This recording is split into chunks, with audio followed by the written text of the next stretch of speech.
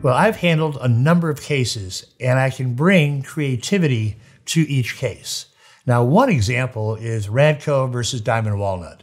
This is one of my first cases after I left the big firms and opened up my own shop. Radco manufactured urethane foam, and they sold it for construction sites to a subcontractor named Midstate. Midstate applied it to Diamond Walnut's roofs. Then they didn't pay Radco. So my client calls me, and how do I get a mechanic lien? I said, well, did you do your 20-day notice? So you have to do a notice to the owner that you're providing materials if you want to get a lien against that owner's property.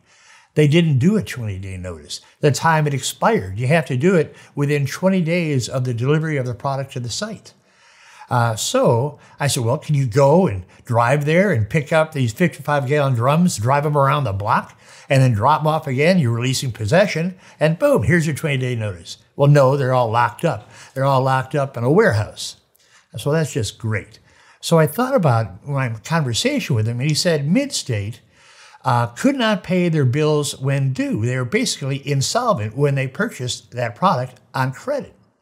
I remembered something about my reading of the UCC, Uniform Commercial Code, and if someone buys a good on credit and is insolvent at the time, then you can demand return of those goods and you get constructive possession of the goods.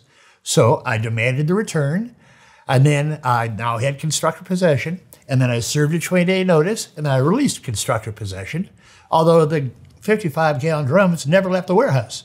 So I explained this to Diamond Walnut. They laughed at me. I said, do not pay Midstate. And they did. We sued. We won.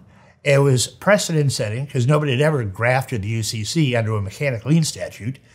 And the judge ordered Diamond Walnut to pay us in full, although they had already paid Midstate, who later filed bankruptcy.